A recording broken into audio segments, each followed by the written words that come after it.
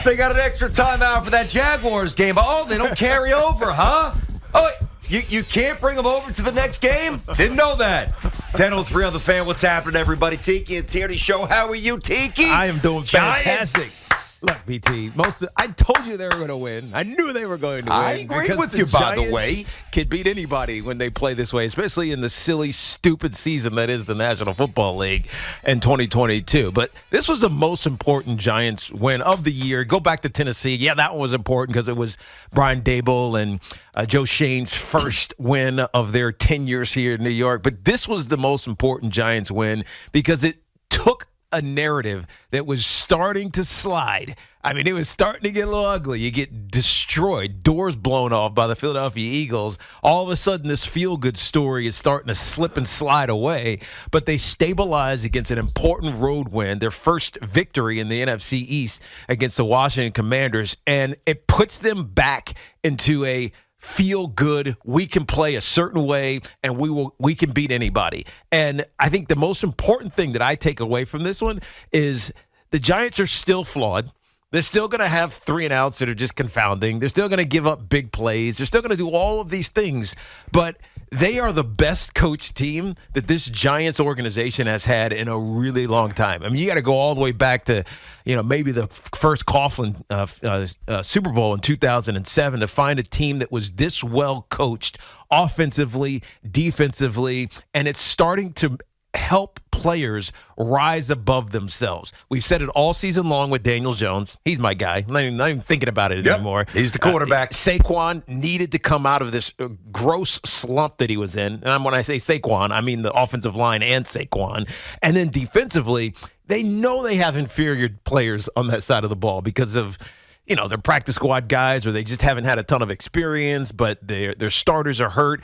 Wink Martindale found a way to lock it in, and he started to get the most out of Kayvon Thibodeau, who had a breakout game with a sack fumble, a scoop and score for a touchdown, 2 pressures, like all the things you want from a first-round draft pick. It finally clicked for him, and so much of this is preparation and coaching, and we're not even thinking about the playoffs. Yes, I know they're in position, but we're not even thinking about the playoffs. It's win the next game that's right in front of you, because this Giants team, when they play like this, they can upset and beat anybody. The Houston Texans almost beat the Kansas City Chiefs. I understand. The Jacksonville Jaguars actually I saw beat what the Dallas happened. Cowboys. I saw it. I'm not going to be the bad guy today. This I'm just going to silly, check you a little bit. Stupid when you season say the in Giants the could NFL. beat anybody. Let's not go nuts. I mean, the Giants secondary is still a ravaged wreck. Yeah, but it's going to get healthy. Okay, but you're going to play better teams. No, listen, Giants, this validates their season. Yeah. This is awesome. Good point. This is so good. And I think what you said is very important. The narrative was slipping away. And that's the last thing you wanted to see happen because, boy, I mean, the Giants were a pile of rubble when Joe Shane and Brian Daboll came here. There was a lot to fix, and there's still a lot to fix. But by winning last night on the road, divisional game, I know you're going to stop short of saying they're a playoff team. I won't. Giants are going to the playoffs. And the thing that I think is so exciting about this is that the 4 main components to their team, the coach, the quarterback, the star running back, and the star defensive end, right, really had their fingerprints all over the game. Daniel Jones, incredibly clean game. Mm-hmm. You needed to see it again. Saquon, game of the balance, 12-yard run, 15-yard run, 14-yard run, in succession, by the way. Yep. And then, obviously, it was the Kayvon show with the grand slam, the strip, the recovery, the touchdown, the somersault flip. Jeez, what a highlight package that was. And then the head coach, who had the savvy replay on the Heineke fumble, who had the stones again to go for it, 4th and 9. Listen, I mean, we can quibble about the depth or the talent. There's no need to. The Giants have given their fans a season nobody saw coming. The Giants have shown you, even without a whole lot in the cupboards, that they've got a resourcefulness and a will to win and probably elevate really beyond where they should be. I have nothing bad to say. Yeah. I'm so happy for the team, and I'm so happy for Giant fans. Again, Great win. Great win. I'm not saying playoffs because I don't think that's the focus. Last week, the day you were out traveling back from Dallas, I said, we got to stop talking about the playoffs with the Giants. Just focus on a game. Until you beat the Commanders, and now the playoff conversation's back. Well, they had 93% chance they're going. I don't believe that they're not making it. Like, I believe that I know what you're saying. They are I going to make the you. playoffs because, let's face it, the way that math works, at least this NFL math with the playoffs with 17 games works, they have a tie. They could not win another game and still make the playoffs. That's right. And so, yes, I think they're going to make the playoffs, but that's not what I want. That I think this team needs to focus on. They need to focus on the little things that they did absolutely right. And you can't hit it more than Daniel Jones, man. He's had so many question marks about him and so many. Is he the guy? We had the proof. Well, guess what? Yesterday he lifted Richie James because Richie James is an average. He's a good player. Like, he's above average guy, right? If this was baseball and they had the WRC plus, he'd be like 105. He'd be a 246 hitter with 12 home runs. Yeah, but I'm saying his WRC plus would be like 104 with a 712 OPS. Right, yeah, I know what you're saying. He'd be good, but not like great. He's not 120. He's a guy. Yes, he's a guy. With all due respect, and, he's a guy. You know, that fourth down conversion that you talked about, it's 4th and 9. They have to make a play. He gets cover 2. Richie James is running an out route. He actually runs the route perfectly, gets to the perfect, like 11-yard depth, comes back downhill just enough. Daniel Jones hits his 5th step, lets that thing go, hits him exactly where it needed to be before the corner can come collapse on it. I mean, that was as good a throw as I've seen Daniel Jones make all year in a critical moment. And that's what you want your quarterback to do. Yep. Make those tight window critical throws when it's a play that's going to help you win the game.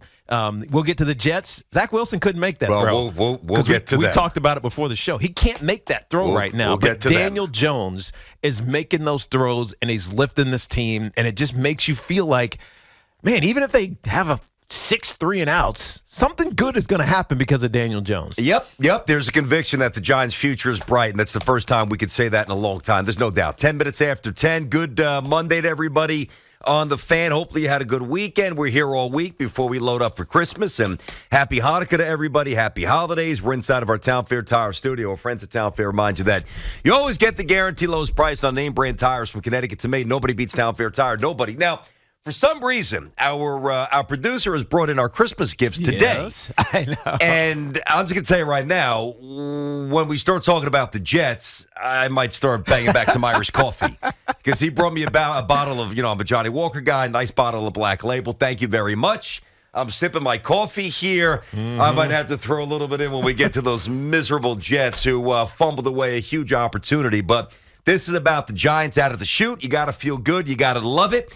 And, really, and I've said this many times to Tiki, I think one of the best parts of being a fan, and I know that the ultimate culmination comes when you win a championship. That's the ultimate reward, despite there being so few championships around here and with our teams. There's just been not many over the century.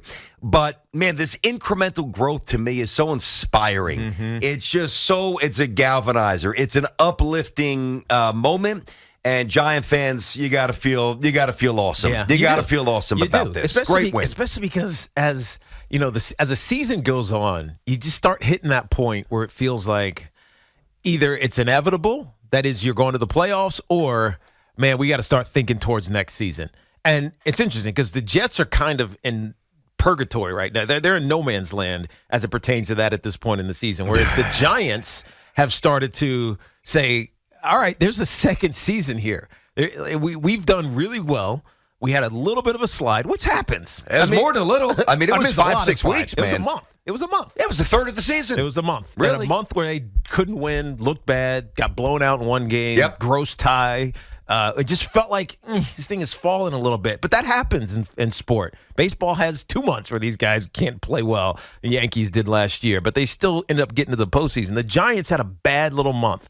there were excuses for it, obviously. Oh, this guy got injured, Xavier McKinney, and, Dory Jackson gets hurt, the offensive line, Evan Neal was down for a little bit. Like, all these things. Wide receivers are all over the place.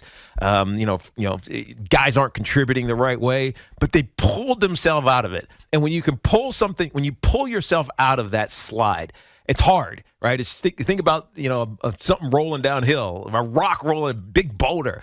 Like, to stop that thing is hard, man. And the Giants have done it. And the only way you do it is if you have great leadership, which we obviously know they do. We've talked about Dable and Wink and Joe Shane for, ever since the season was started. But the players have started to rise to the occasion. Daniel Jones, for one, and then this rookie who is, it's been hard to evaluate him. Kayvon Thibodeau. Yeah. It's been hard to evaluate him because he's played well on tape, but he hasn't played well in the stat book. Mm-hmm. He finally showed up in the stat book, and it just made this game for this Giants team against Washington down there in D.C. or actually Maryland. I'm sorry, Tiki. I said in Maryland. I meant Gotcha. D.C. I say D.C. all the time, but it's really Who cares? The stadium sucks. Yeah, Giants won. That's what matters. 877-337-6666. It was really just an insane weekend. I don't know. Have we ever had this amount of wacky finishes going back to the Vikings and the Colts? No. Bills Dolphins was great. Raiders Pats was insane. Jaguars Cowboys was insane. Insane for the wrong reason, but the Jets and the Lions had a crazy finish. I mean, it was really, really some crazy football. But we're out of the shoot with the G-Men here on a Victory Monday for Big Blue.